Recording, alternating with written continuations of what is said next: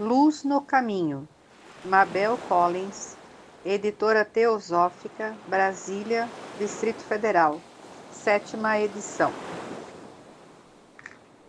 Introdução, por N. Bezan. Luz no Caminho faz parte de uma série de tratados ocultos que estão aos cuidados dos grandes instrutores e são usados na instrução dos discípulos.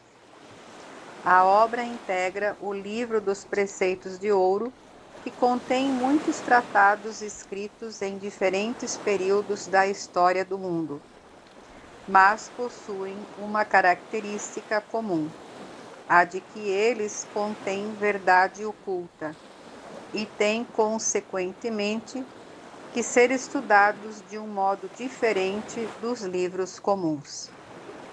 A compreensão destes tratados depende da capacidade do leitor.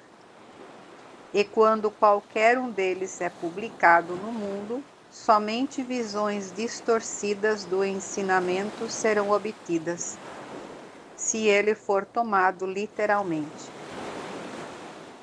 Com a intenção definida de acelerar a evolução daqueles que estão no caminho, este livro apresenta ideais que as pessoas do mundo raramente estão preparadas para aceitar. Somente à medida que um homem for capaz e estiver disposto a viver o ensinamento, é que ele será capaz de entendê-lo. Se ele não praticá-lo, este permanecerá um livro fechado. Qualquer esforço em viver este ensinamento trará luz sobre o mesmo, mas se o leitor não fizer nenhum esforço, não apenas obterá muito pouco, mas também ficará contra o livro e dirá que ele é inútil.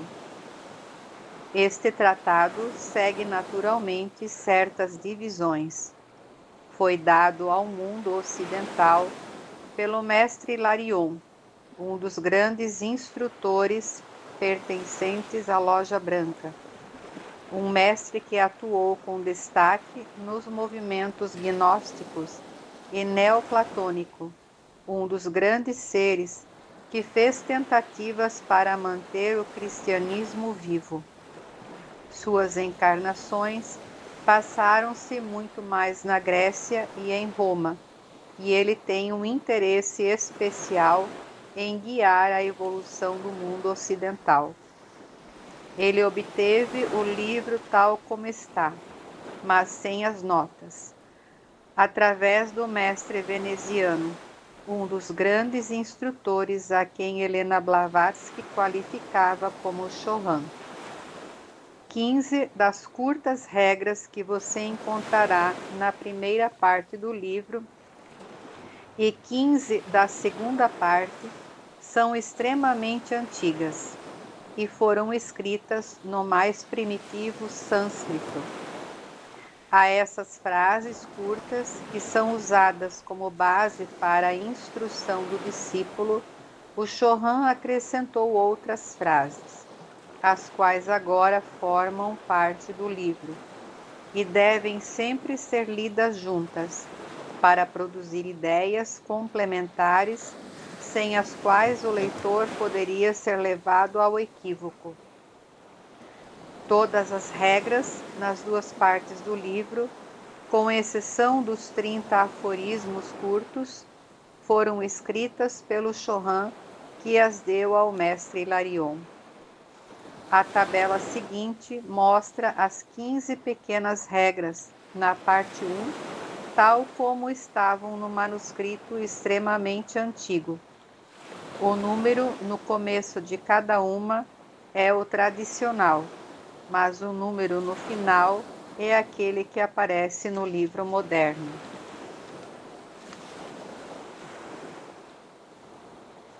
Nota-se, a partir da tabela ao lado, que contém apenas a parte 1 do livro, que as regras 4, 8, 12, 16, 20 e 21 não estão na lista.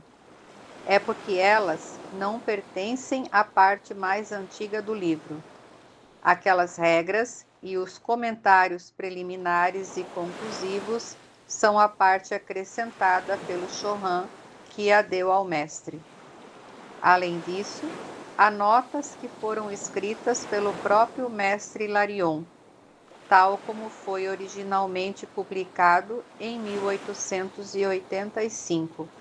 O livro continha essas 3 partes: os aforismos do manuscrito antigo, os acréscimos do Chohan e as notas do mestre Hilarion.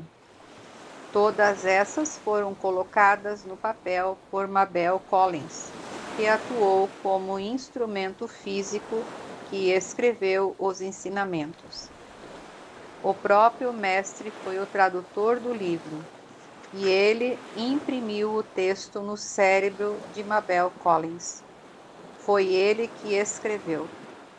Posteriormente foram publicados em Lucifer com o título Comentários, uns poucos artigos escritos por Mabel Collins sob a influência do mestre, que são extremamente valiosos e merecem ser lidos e estudados. Agora, pegue o próprio livro. Primeiramente, encontramos o seguinte aforismo: estas regras foram feitas para todos os discípulos. Segue-as. Uma distinção é feita aqui entre o mundo e os discípulos. Este não é um livro dirigido ao mundo em geral. A palavra discípulo deve ser considerada em 2 sentidos: o não iniciado e o iniciado. Ao ler o livro cuidadosamente, podemos identificar as 2 linhas nítidas de ensinamento sobre a vestimenta das mesmas palavras. Cada frase contém um sentido duplo, um direcionamento para os mais avançados e outro para os menos avançados. A segunda parte do tratado parece ser direcionada inteiramente ao discípulo iniciado, mas esta dualidade ocorre já ao longo da primeira parte. Muitas pessoas que ainda não se aproximaram do discipulado têm uma compreensão totalmente equivocada dessas regras e frequentemente as criticam, como propondo um ideal que é difícil e pouco atrativo. Este é constantemente o caso quando o ideal apresentado é demasiado elevado para o leitor. Nenhuma pessoa é auxiliada por um ideal, por mais nobre que este seja, a menos que ele também seja atraente.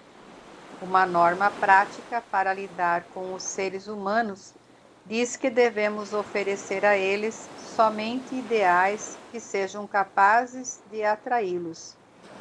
Com todos os livros deste tipo, o que cada homem aproveita é o que ele mesmo projeta sobre eles. O entendimento dele depende de seu próprio poder de responder aos pensamentos que os livros contêm. Mesmo as coisas materiais só existem para nós se temos desenvolvidos os órgãos que possam responder a elas. Portanto, no momento atual, há centenas de vibrações nos circundando, às quais somos incapazes de prestar atenção. O Sr. William Crookes, certa vez, ilustrou isso muito bem quando estava tentando mostrar como era limitado o nosso conhecimento de eletricidade e, consequentemente, como era grande a possibilidade de progresso na ciência elétrica.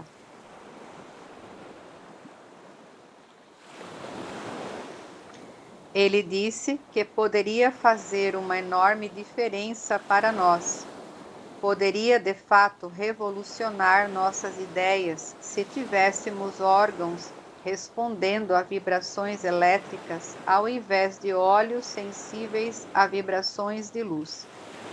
No ar seco, nós necessariamente não seríamos conscientes de nada, pois ele não conduz eletricidade. Uma casa feita de vidro poderia ser opaca, mas uma casa comum seria transparente. Um fio de prata poderia aparecer como um buraco ou túnel no ar.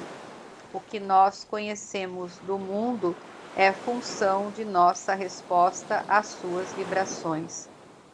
Do mesmo modo, se não podemos responder a uma verdade, ela não é verdadeira para nós.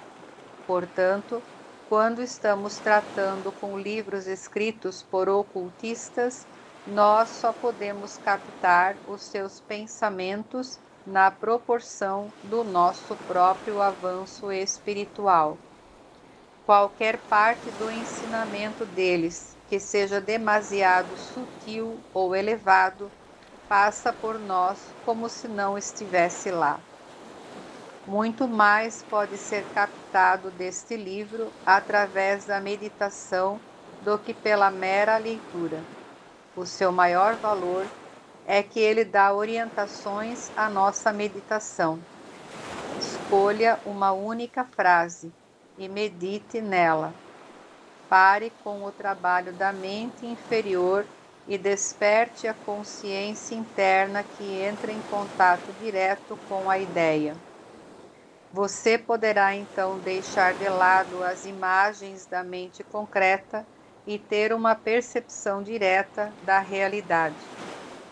Meditando dessa forma, você entrará em contato com o conhecimento direto da verdade que o eu superior adquiriu em dimensões mais elevadas.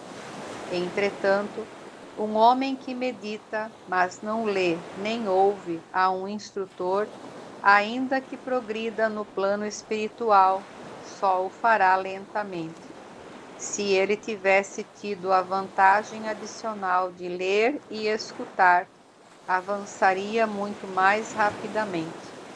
A palestra ou o estudo podem sintonizar o cérebro do estudante de maneira que ele obtenha mais conhecimento através da meditação.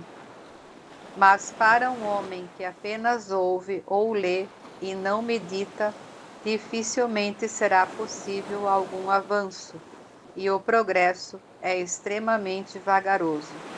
As duas práticas devem ser combinadas, um pouco de escuta ou leitura e muita meditação.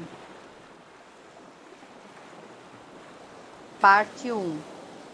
Estas regras foram escritas para todos os discípulos. Segue-as. Antes que os olhos possam ver, devem ser incapazes de lágrimas. Antes que o ouvido possa ouvir, deve ter perdido a sua sensibilidade.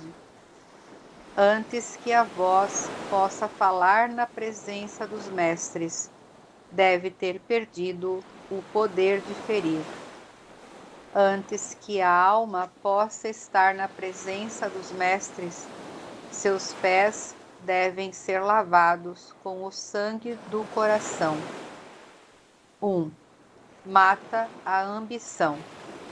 Nota: a ambição é a primeira das maldições, a grande tentadora do homem, que está se elevando acima de seus semelhantes.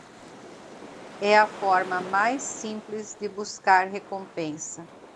Homens de inteligência e poder são continuamente desviados por ela de suas possibilidades mais elevadas. No entanto, ela é uma instrutora necessária. Seus resultados tornam-se pó e cinza na boca. Como a morte e a alienação, ela mostra ao homem, por fim, que trabalhar para si mesmo é trabalhar para a desilusão.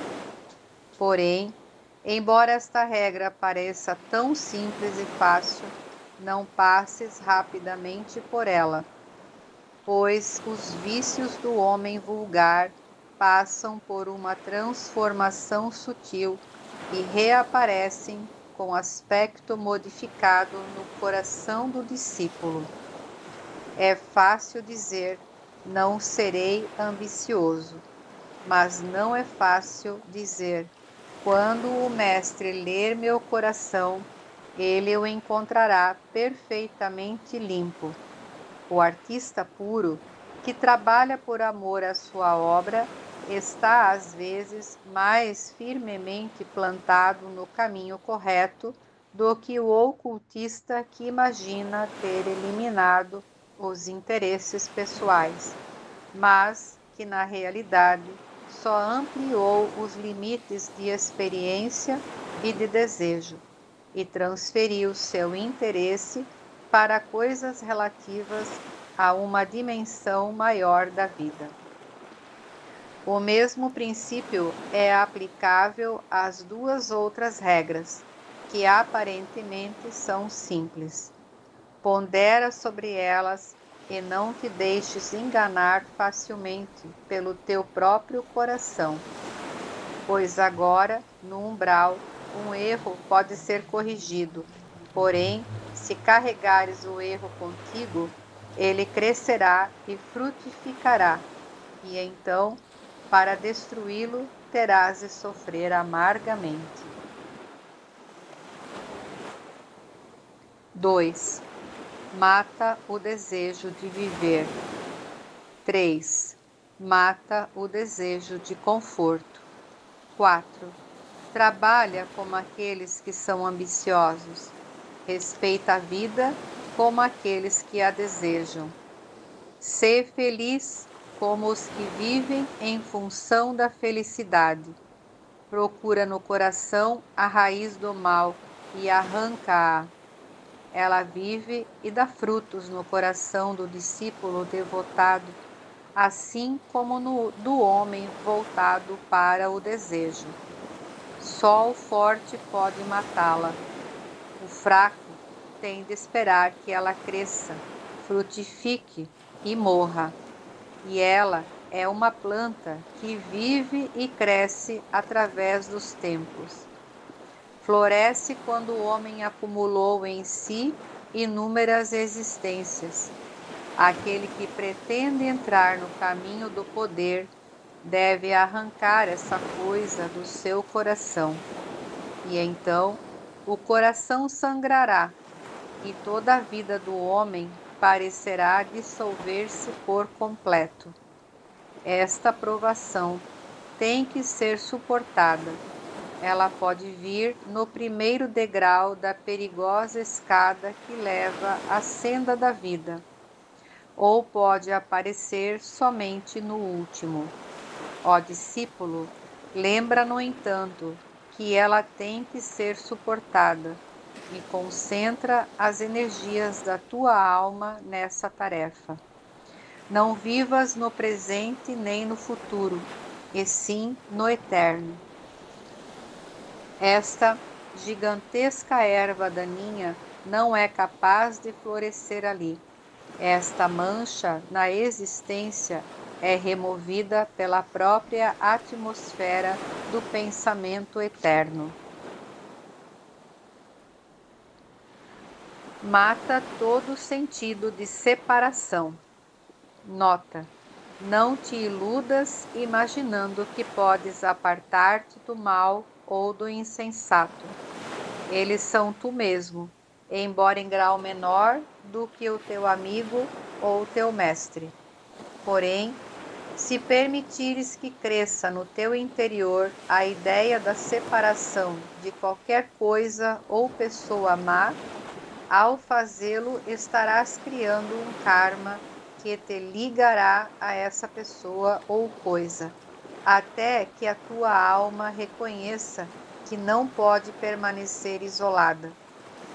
Lembra-te de que o pecado e a vergonha do mundo são o teu pecado e a tua vergonha, pois tu és parte do mundo.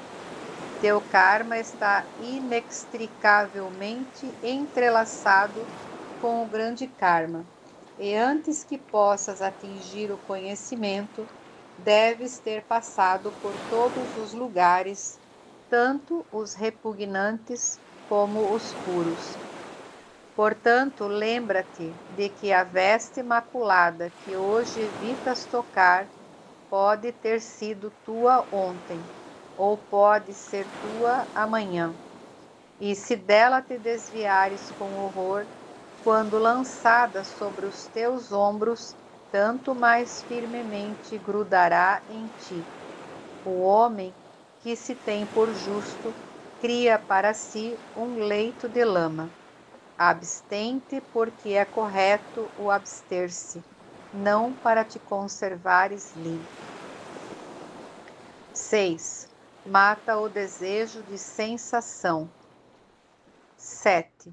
Mata a fome de crescimento.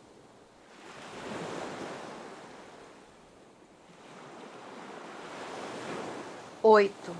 No entanto, conserva-te só e isolado, porque nada do que é corporificado, nada do que é consciente da separação, nada que esteja fora do eterno pode ajudar-te. Aprende com a sensação e observa, pois só assim poderás começar a desenvolver a ciência do autoconhecimento e colocar teu pé no primeiro degrau da escada. Cresce como a flor, inconscientemente, porém intensamente ansiosa para abrir sua alma ao ar. Assim deves avançar para abrires tua alma ao Eterno. Mas é o Eterno que deve estimular a tua força e tua beleza, e não o desejo de crescimento. Pois no primeiro caso, tu te desenvolverás na exuberância da pureza.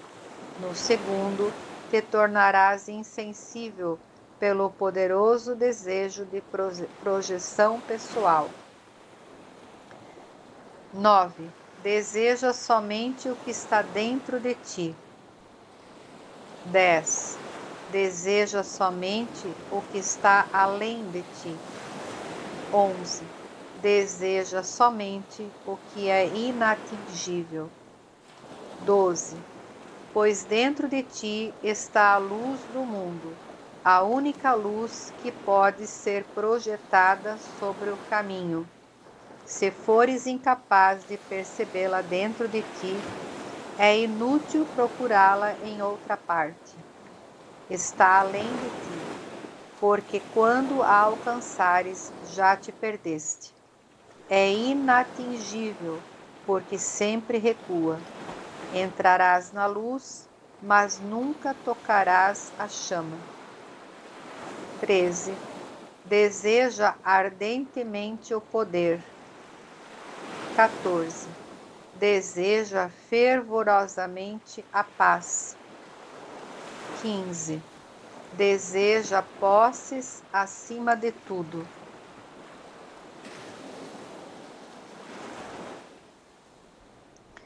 16.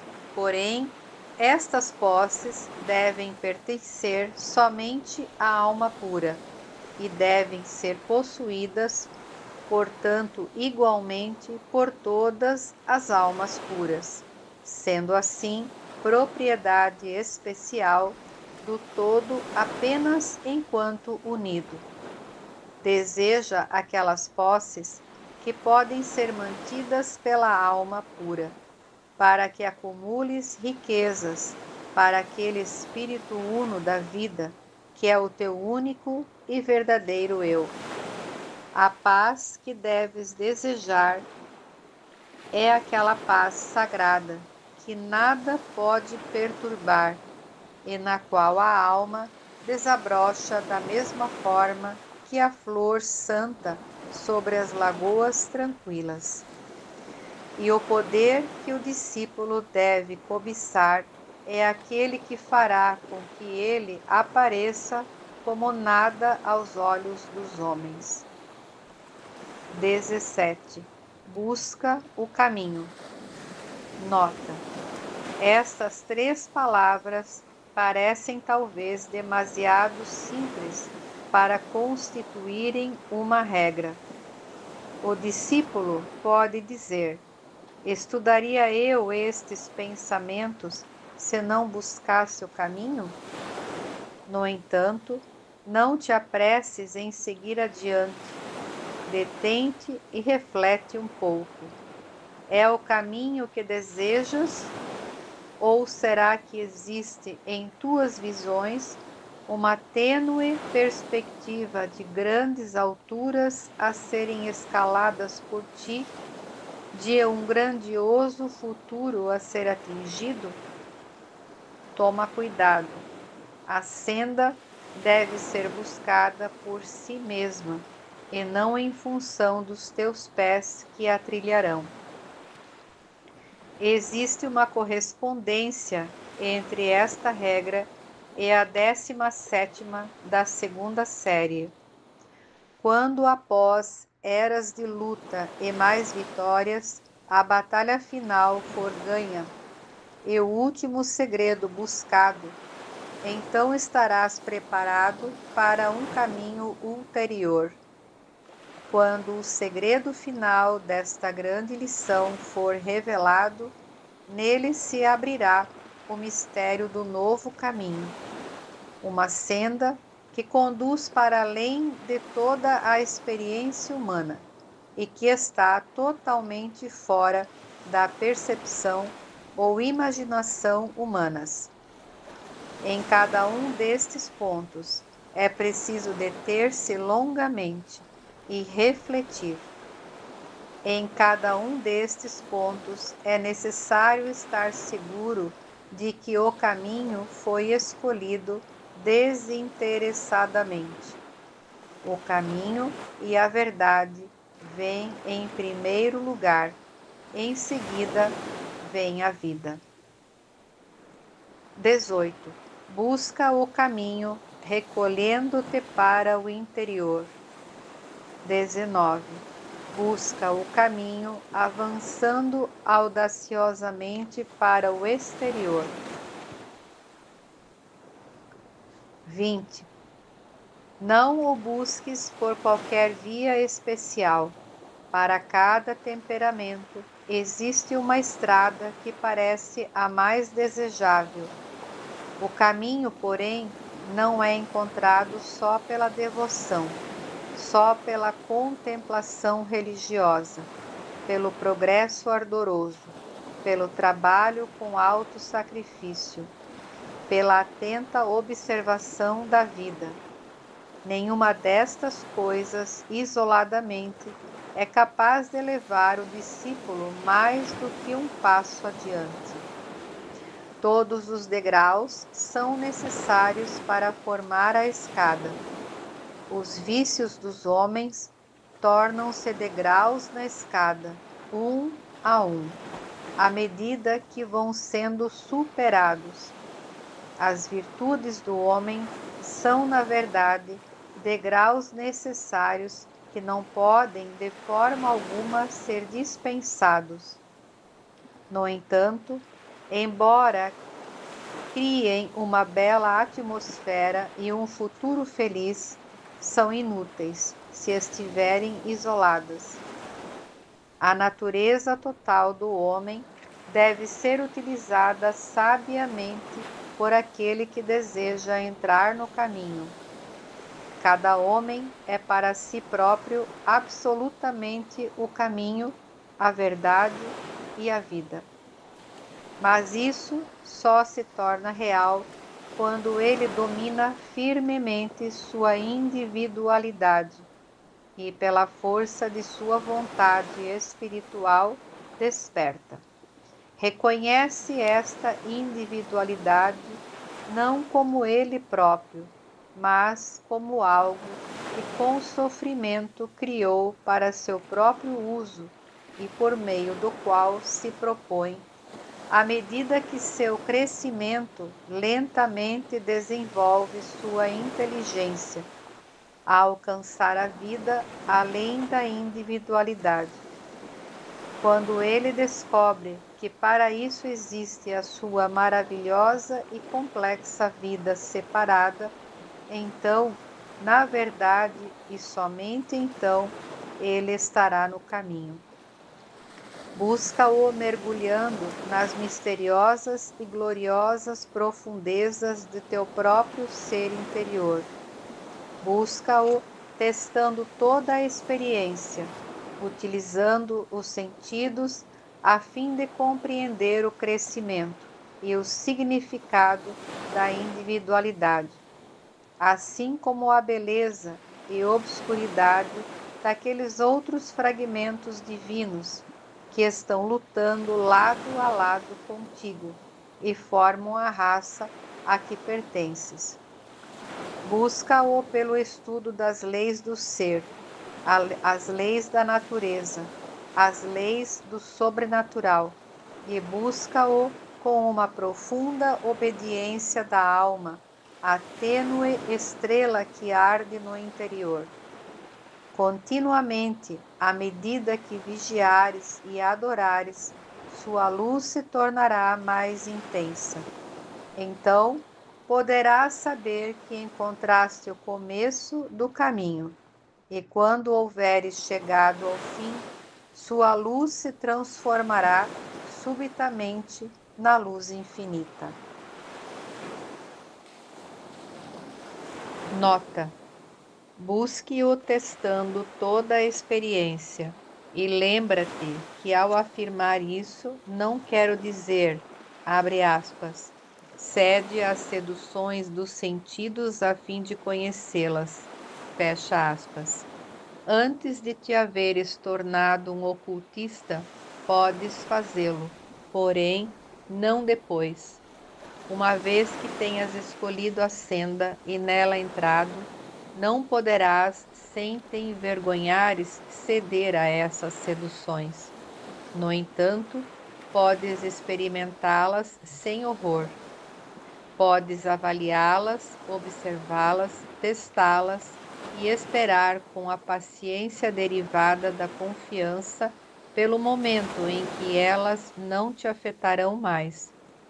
Mas não condenes o homem que cede, estende-lhe a mão como a um irmão peregrino, cujos pés se tornaram pesados com a lama. Lembra-te, ó discípulo, de que por grande que seja o abismo entre o homem bom e o pecador, maior ainda é o abismo entre o homem bom e o homem que alcançou o conhecimento. E é imensurável entre o homem bom e o homem que está no limiar da divindade. Portanto, acautela-te para que não te imagines cedo demais como alguém superior às massas. Quando houveres encontrado o começo do caminho, a estrela da tua alma mostrará a sua luz, e através desta luz perceberás como são grandes as trevas nas quais ela brilha. Mente, coração e cérebro, todos estarão obscuros e em trevas, até que a primeira grande batalha tenha sido ganha. Não fiques apavorado nem aterrorizado com esta visão.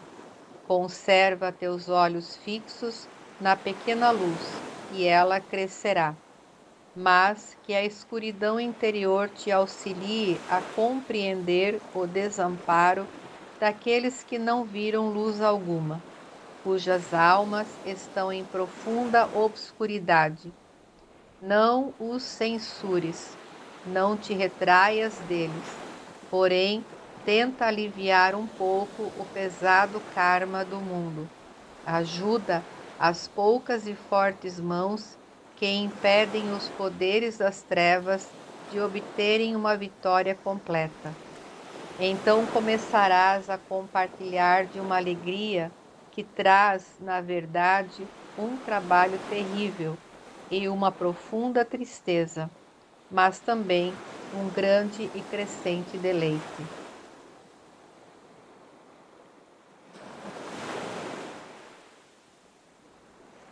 21.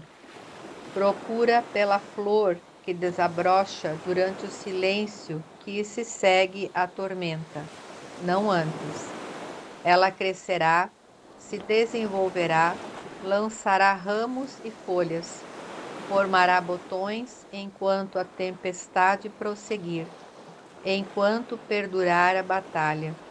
Porém, só quando toda a personalidade do homem estiver dissolvida e desvanecida, só quando for mantida pelo divino fragmento que a criou como mero instrumento de experimentação e experiência, só quando toda a natureza houver cedido e sido submetida ao seu eu superior, é que o botão pode se abrir.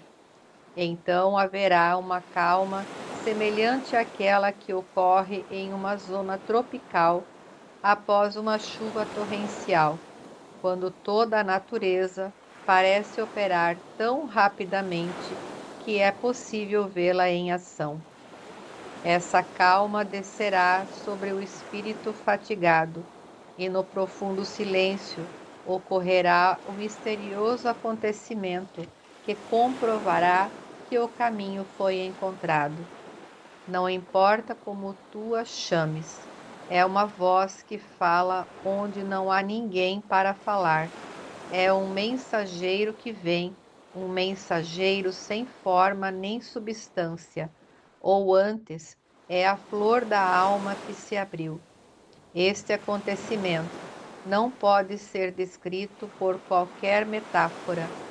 Pode, porém, ser pressentido, buscado e desejado, mesmo em meio ao furor da tempestade. O silêncio pode durar um momento ou prolongar-se por 1000 anos, porém terá fim. No entanto, levarás contigo a força dele. Outra e outra vez a batalha tem que ser travada e ganha.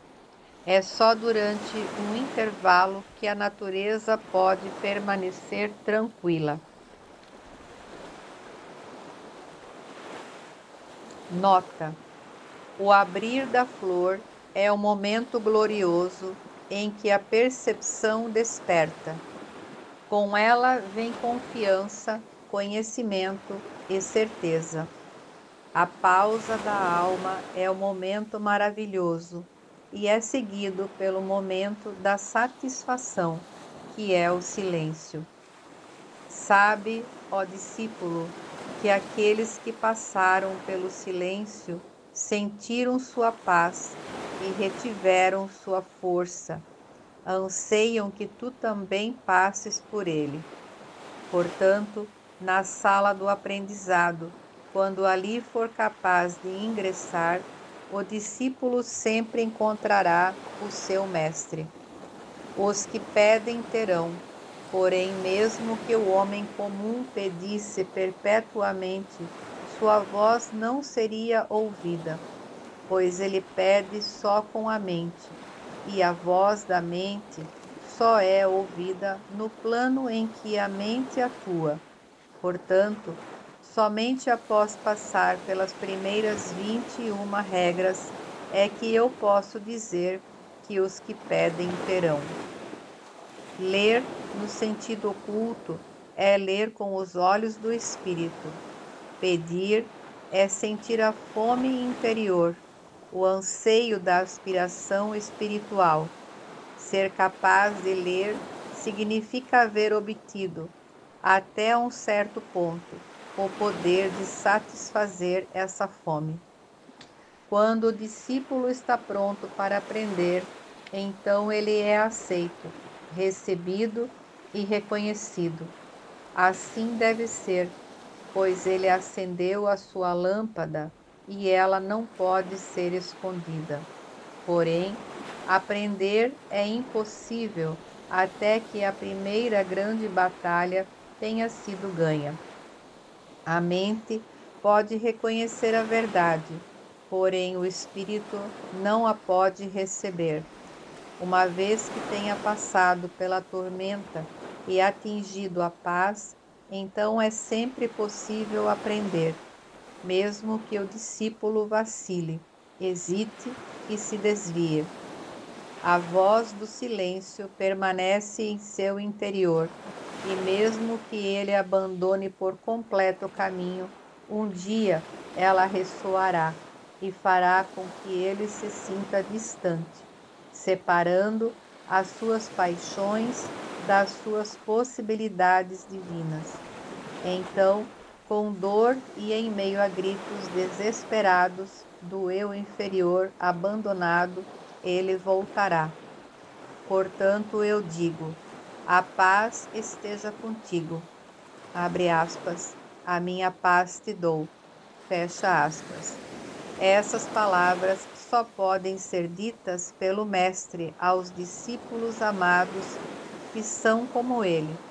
Há pessoas, mesmo entre aquelas que ignoram a sabedoria oriental, para quem isso pode ser dito sem restrições. Observa as três verdades. Elas são iguais. O que está escrito acima são as primeiras das regras escritas nas paredes da sala de aprendizagem. Os que pedem terão. Os que desejam ler, lerão. Os que desejam aprender, aprenderão.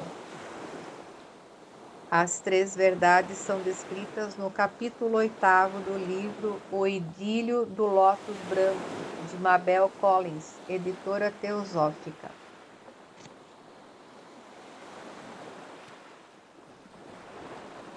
A paz esteja contigo. Há três verdades que são absolutas e não podem ser perdidas, mas podem permanecer em silêncio por falta de quem as expresse. A alma do homem é imortal e o seu futuro é o futuro de algo cujo crescimento e esplendor não tem limites. O princípio que dá a vida habita em nós e fora de nós. É imortal e eternamente benéfico. Não é ouvido nem visto, nem sentido pelo olfato, mas é percebido pelo homem que deseja a percepção. Cada homem é o seu próprio absoluto legislador, produzindo para si glória ou trevas. É o decretador de sua vida, da sua recompensa e da sua punição. Estas verdades, que são grandes como a própria vida, são tão simples como a mais simples das mentes humanas. Alimenta com elas os famintos.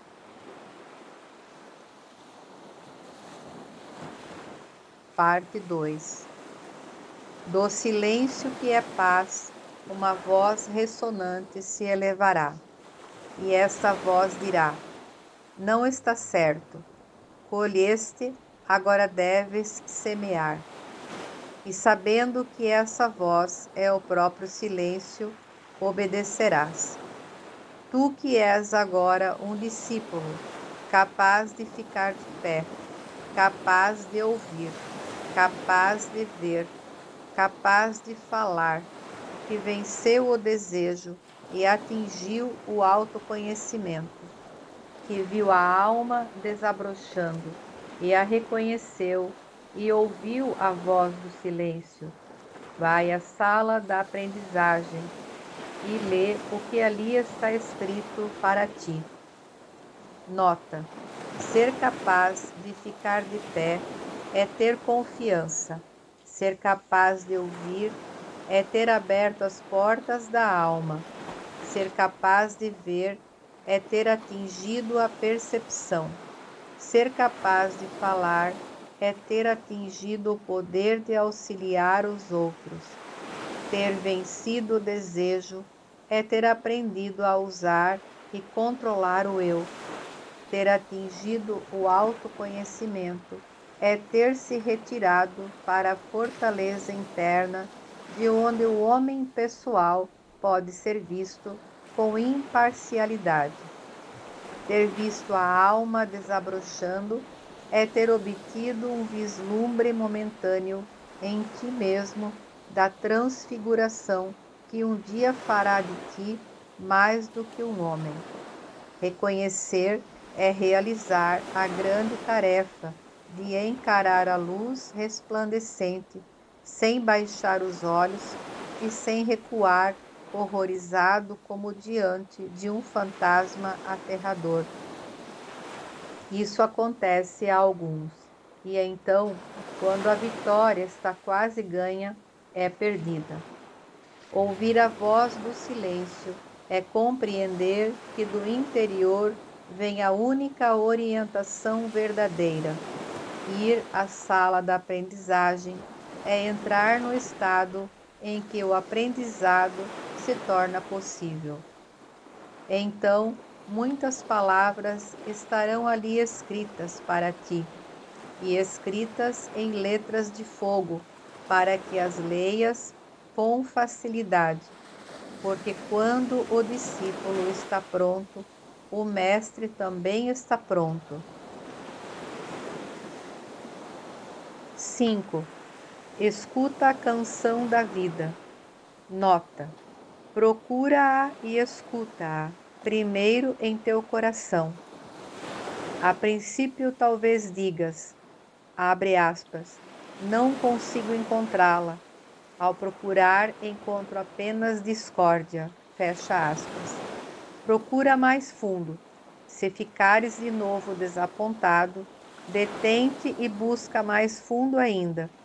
Existe uma melodia natural, uma fonte oculta em todo o coração humano. Pode estar oculta e completamente escondida e silenciada, mas lá está. Na própria base da tua natureza encontrarás fé, esperança e amor. Aquele que escolhe o mal se recusa a olhar para dentro de si. Fecha os ouvidos à melodia do seu coração, assim como tapa os olhos para a luz da sua alma. Ele procede assim porque acha mais fácil viver nos desejos. Porém, sob toda a vida existe uma forte corrente que não pode ser detida. As grandes águas, na realidade, ali estão. Encontra-as e perceberás que ninguém, nem a mais maldosa das criaturas, deixa de ser parte dela, por maior que seja a sua cegueira em relação a esse fato. E mesmo que tenha construído para si uma horripilante máscara externa. É neste sentido que eu te digo: todos os seres entre os quais tu lutas são fragmentos do divino. Tão enganadora é a ilusão em que vives que é difícil que prevejas onde, pela primeira vez, detectarás a doce voz no coração dos outros. Sabe, porém, que ela está certamente dentro de ti. Procura-a em ti, e uma vez que a tenhas ouvido, mais prontamente a reconhecerás ao redor de ti. 5. Escuta a canção da vida. Nota: procura-a e escuta-a, primeiro em teu coração. A princípio talvez digas, abre aspas, não consigo encontrá-la.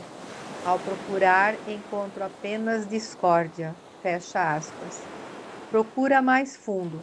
Se ficares de novo desapontado, detente e busca mais fundo ainda. Existe uma melodia natural, uma fonte oculta em todo o coração humano. Pode estar oculta e completamente escondida e silenciada, mas lá está.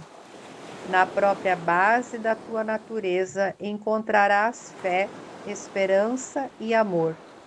Aquele que escolhe o mal se recusa a olhar para dentro de si.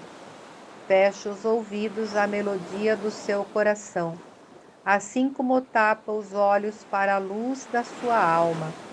Ele procede assim porque acha mais fácil viver nos desejos. Porém, sob toda a vida existe uma forte corrente que não pode ser detida. As grandes águas, na realidade, ali estão. Encontra-as e perceberás que ninguém, nem a mais maldosa das criaturas, deixa de ser parte dela, por maior que seja a sua cegueira em relação a esse fato. E mesmo que tenha construído para si uma horripilante máscara externa. É neste sentido que eu te digo: todos os seres entre os quais tu lutas são fragmentos do divino. Tão enganadora é a ilusão em que vives, que é difícil que prevejas onde, pela primeira vez, detectarás a doce voz no coração dos outros. Sabe, porém, que ela está certamente dentro de ti. Procura-a em ti, e uma vez que a tenhas ouvido, mais prontamente a reconhecerás ao redor de ti. 6. Guarda na memória a melodia que ouvires. 7. Aprende dela a lição de harmonia. 8. Podes agora manter-te ereto, firme como uma rocha em meio ao tumulto, obedecendo ao guerreiro, que é tu mesmo e é teu rei. Despreocupado em relação à luta, a não ser com a execução de suas ordens, não mais preocupado com o resultado da batalha, pois só uma coisa passou a ser importante: que o guerreiro vença, e sabes que ele é incapaz de derrota. Mantendo-te assim, calmo e alerta, usa o dom da audição que adquiriste pela dor e pela destruição da dor. Só fragmentos da grande canção te chegarão aos ouvidos, enquanto fores apenas um homem. Se, porém, a escutares, recorda-a fielmente, de modo que nada do que chegue dela a ti seja perdido, e empenha-te em aprender assim o significado do mistério que te rodeia.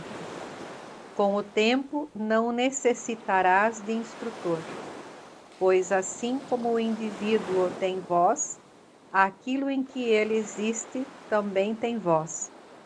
A própria vida tem uma fala e nunca está silenciosa, e o que ela emite não é um grito, como tu, que és surdo, poderia supor. É uma canção. Aprende da vida que és parte da harmonia. Aprende dela a obedecer às leis da harmonia.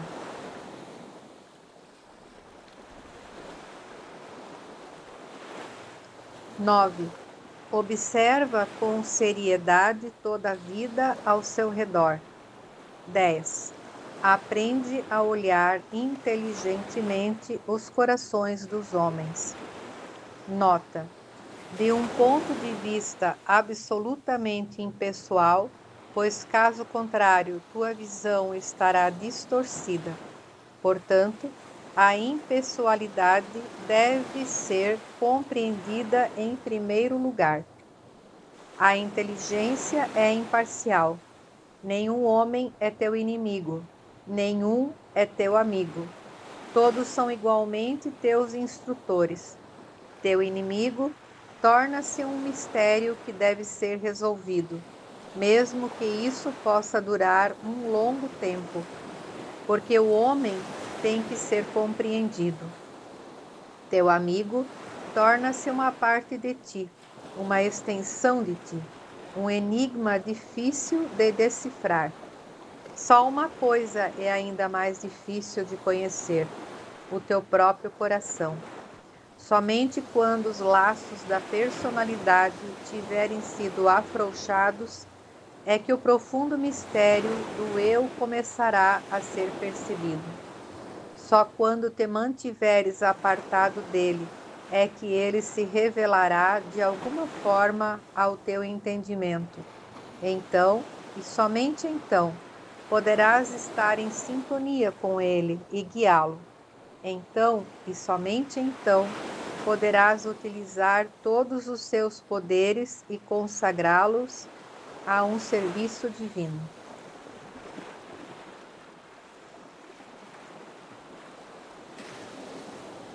Onze. Observa com muita seriedade o teu próprio coração. 12. Pois através do teu próprio coração vem a única luz que pode iluminar a vida e torná-la clara para teus olhos. Estuda os corações dos homens a fim de que possas conhecer este mundo em que vives e do qual desejas fazer parte. Observa a vida em constante mutação e movimento que te rodeia, pois ela é formada pelos corações dos homens. E à medida que aprenderes a perceber sua natureza e seu significado, gradualmente serás capaz de ler a palavra maior da vida. 13. A fala só vem com o conhecimento. Alcança o conhecimento e serás capaz de falar. Nota: é impossível ajudar os outros enquanto não houveres obtido alguma certeza própria. Quando houveres aprendido as primeiras 21 regras, entrado na sala da aprendizagem com os teus poderes desenvolvidos e com os sentidos desacorrentados, então perceberás que existe uma fonte dentro de ti, da qual surgirá a fala. Após a 13ª regra, não posso acrescentar palavras ao que já foi escrito. A minha paz eu te dou. Estas notas estão escritas somente para aqueles a quem eu dou a minha paz. Aqueles que podem ler o que escrevi, tanto com os sentidos internos como com os externos. 14. Tendo obtido o uso dos sentidos internos, tendo dominado os desejos dos sentidos externos, tendo vencido os desejos da alma individual e tendo obtido o conhecimento, prepara-te agora, ó discípulo, para entrar realmente no caminho. A senda foi encontrada, prepara-te para trilhá-la. 15. Indaga a terra, ao ar e à água sobre os segredos que eles guardam para ti. O desenvolvimento dos teus sentidos internos te permitirá fazê-lo. 16. Indaga aos seres sagrados da terra sobre os segredos que guardam para ti. A conquista dos desejos dos sentidos externos te dará o direito de fazê-lo. 17. Indaga do mais íntimo, do Uno, o segredo final que ele guarda para ti ao longo das eras. A grande e difícil vitória, o domínio dos desejos da alma individual, é obra de muitas eras. Portanto, não esperes obter sua recompensa antes que muita experiência tenha sido acumulada. Quando chega o momento de aprender esta 17ª regra, o homem está a um passo de tornar-se mais do que homem. 18. O conhecimento que agora é só teu, é teu porque a tua alma se unificou com todas as almas puras e com o que é mais interior. Ele é algo que te foi confiado pelo Altíssimo. Atraiçoa-o, usa de forma imprópria o teu conhecimento, ou negligencia-o, e verás que mesmo agora é possível cair do elevado estado que atingiste. Grandes seres caem, mesmo estando no umbral. incapazes de suportar o peso de suas responsabilidades, incapazes de avançar. Portanto, espera sempre esse momento com reverência e temor e fica preparado para a batalha. 19. Está escrito que para aquele que se encontra no limiar da divindade, nenhuma lei pode ser estabelecida, nenhum guia pode existir. No entanto, para inspirar o discípulo, a luta final pode ser expressa da seguinte forma: agarra com força aquilo que não tem substância nem existência. 20. Escuta somente a voz que não tem som. 21. Olha somente para o que é invisível, tanto para os sentidos internos como para os externos. A paz esteja contigo. Karma. Imagina comigo que a existência individual é uma corda que está esticada do infinito até o infinito, e não tem nem começo nem fim, nem é possível que se rompa. Esta corda é formada por inúmeros fios finos, que estreitamente unidos formam a sua espessura.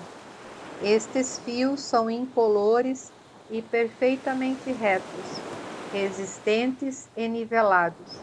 Esta corda, ao passar como tem de passar, por todos os lugares, sofre acidentes estranhos. Frequentemente, um fio fica preso ou é puxado violentamente para longe do seu caminho normal. Então, por muito tempo, ele permanece desordenado e desordena o todo. Algumas vezes, um deles é manchado com sujeira ou com cor, e a mancha não apenas se espalha para além do ponto de contato, mas descolore outros fios. Lembra-te de que os fios estão vivos. Eles são como fios elétricos, ou melhor, como nervos tensos. Como se espalha para longe a mancha tortuosa.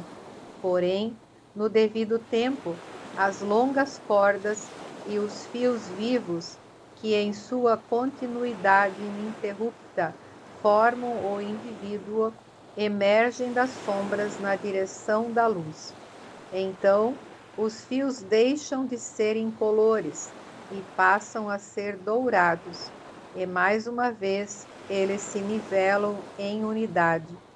Mais uma vez, a harmonia é restabelecida entre eles, e com base nesta harmonia interior, a harmonia maior é percebida. Esta ilustração apresenta uma pequena porção, um único aspecto da verdade. Ela é menos do que um fragmento. No entanto, medita sobre ela e, através da ajuda desta ilustração, tu serás levado a perceber mais. O que importa saber em primeiro lugar não é que o futuro é formado arbitrariamente por atos isolados do presente, mas sim que há uma continuidade indivisível entre todo o futuro e o presente, assim como entre o presente e o passado. Quando percebida a partir de um plano, de um ponto de vista, a ilustração da corda está correta. Disse que um pouco de atenção para o ocultismo produz resultados kármicos consideráveis. Isto ocorre porque é impossível dar qualquer atenção ao ocultismo sem fazer uma escolha definida diante do que é comumente chamado de bem e mal. O primeiro passo no ocultismo leva o estudante à árvore do conhecimento. Ele precisa colher e comer, precisa escolher. Ele não poderá mais ficar indeciso por ignorância. Ele prossegue tomando o caminho do bem ou do mal, e dar definida e conscientemente um passo que seja em qualquer um dos caminhos, produz grandes resultados kármicos. O homem comum anda sem rumo, sem certeza da meta a ser atingida. Seu padrão de vida é indefinido e, consequentemente, seu karma opera de forma confusa. Mas, uma vez que o umbral do conhecimento é atingido, a confusão começa a se dissipar e, consequentemente, os resultados kármicos aumentam consideravelmente, porque a ação se dá na mesma direção em todos os planos. Pois o ocultista não pode se dedicar pela metade, nem pode voltar atrás uma vez que tenha atravessado o umbral. Essas coisas são tão impossíveis como um homem voltar a ser criança novamente. A individualidade, através do processo de crescimento, alcançou o estado da responsabilidade e não pode recuar deste estado. Aquele que quiser escapar dos grilhões do karma deve elevar a sua individualidade das trevas à luz. Ele deve elevar a sua existência de tal maneira que estes fios não possam entrar em contato com substâncias impuras e que eles não se tornem tão apegados que sejam levados para longe de seu rumo. Ele simplesmente se eleva acima da região onde o karma opera. Ele não abandona, por causa disso, a existência que está experimentando. O solo pode estar áspero e sujo, ou cheio de flores formosas, cujo pólen mancha, e de substâncias doces que encantam e transformam-se em apegos. Mas acima há sempre o céu livre. Aquele que deseja não ter karma deve ver o ar como sua casa, e depois dele o éter. Aquele que deseja criar bom karma encontrará muita confusão, e no esforço de plantar sementes de boa qualidade para a sua própria colheita, pode plantar 1000 ervas daninhas, e entre elas a gigante.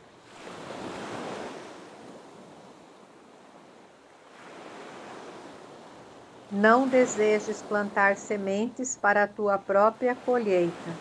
Deseja apenas plantar a semente do fruto que alimentará o mundo. Tu és parte do mundo.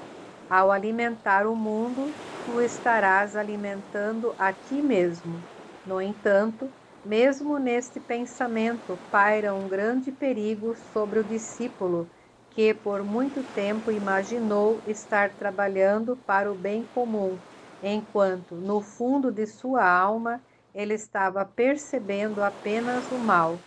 Isto é, pensando estar fazendo um grande benefício para o mundo, na realidade, ele estava inconscientemente sempre pensando no karma e no grande benefício que ele estaria produzindo para si.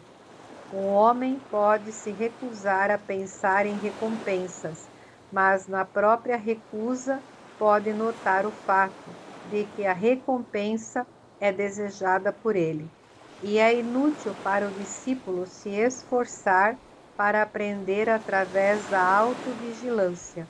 A alma deve estar sem grilhões, os desejos livres, mas até que os desejos estejam fixados apenas naquele estado no qual não há nem recompensa, nem punição, nem bem, nem mal, o seu esforço será em vão. Pode parecer que ele está fazendo um grande progresso, mas um dia ele se verá cara a cara com a sua própria alma e reconhecerá que quando esteve diante da árvore do conhecimento, escolheu a fruta amarga e não a doce, e então a máscara cairá definitivamente, e ele desistirá da liberdade e se tornará um escravo do desejo. Portanto, fica consciente, tu que estás começando a te voltar para a vida do ocultismo.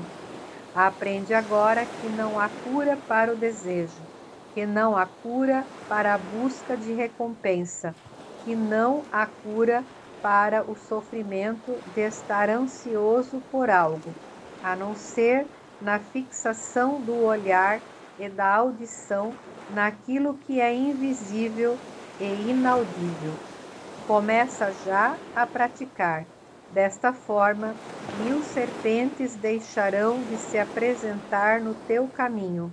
Vive no eterno. As operações das reais leis do karma não podem ser estudadas antes que o discípulo tenha alcançado o ponto no qual elas não o afetam mais. O iniciado tem o direito de exigir os segredos da natureza e de conhecer as regras que governam a vida humana. Ele obtém este direito por ter saído dos limites da natureza e por ter se libertado das regras que governam a vida humana. Ele tornou-se uma parte reconhecida do elemento divino e não pode mais ser afetado por aquilo que é temporário. Ele então obtém o conhecimento das leis que governam as condições temporais. Portanto, tu que desejas conhecer as leis do karma, tenta antes te libertar destas leis. E isso só pode ser feito fixando a atenção naquilo que não é afetado por estas leis.